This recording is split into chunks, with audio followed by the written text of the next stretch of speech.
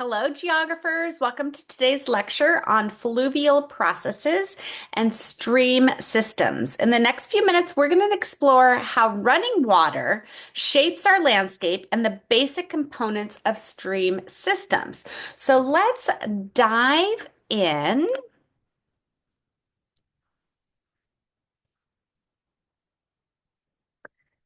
Excellent. Okay, so when we look at the diverse landforms around us, one agent stands out as the master sculptor of our planet's surface, water. So running water probably contributes to more shaping landforms than all other external agents combined. Why? Simply because water is ubiquitous. It is everywhere on our planet. The process involving running water are called fluvial processes. And these encompass both overland flow, water moving across the surface, and stream flow, water moving through channels. The impact of these processes on the landscape is usually prominent, if not dominant.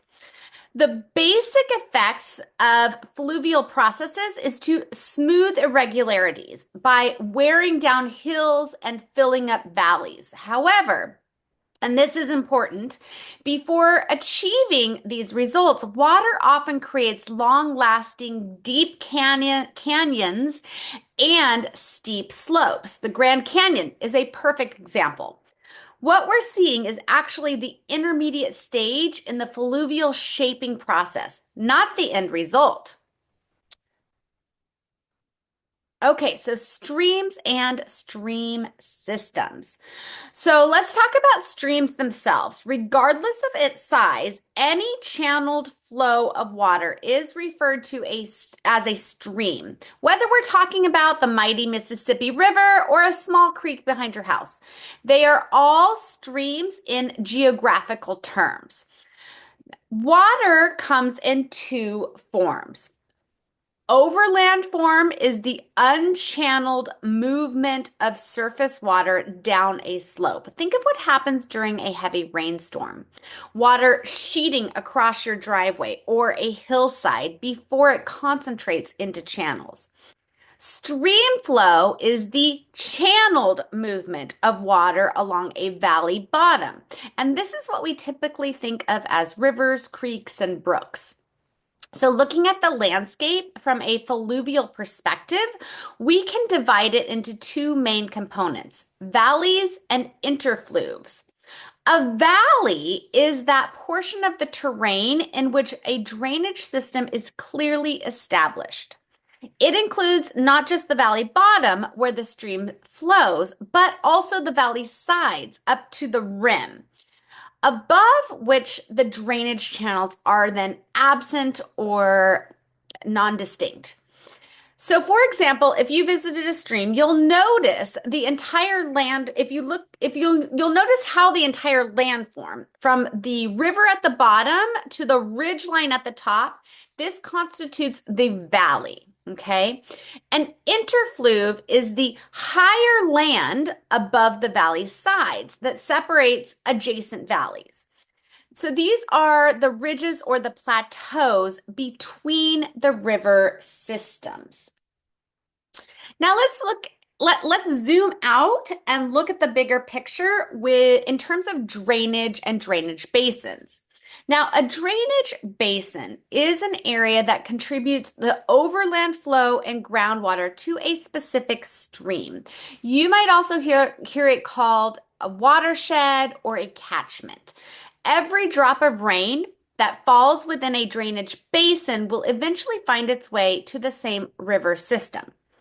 The drainage basin of a principal river encompasses the smaller drainage basins of all its tributaries. For example, the Mississippi River drainage basin includes the drainage basins of all the Missouri, the Ohio, and many other rivers.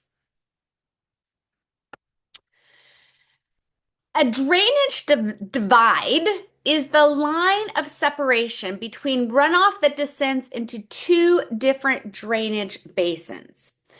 The Continental Divide in North America is a famous and very large drainage divide.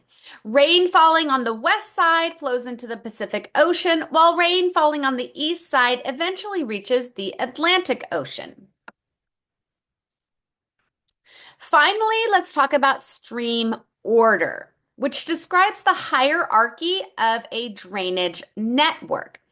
The first order stream is the smallest unit without any tributaries. These are the smallest streams that you will see on a map or in the field. The second order stream occurs when two first order streams unite.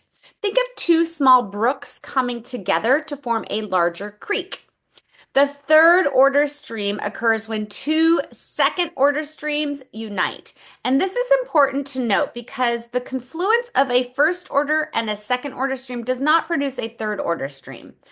The order only increases when streams of the same order meet. So the second order and two second orders, the first second order and the second order stream meet to form a third order, not a second order and a first order. Okay. All right. So that's our overview on the fluvial process and stream systems. In our next section, we're going to explore erosion and deposition in more detail. Thanks for watching.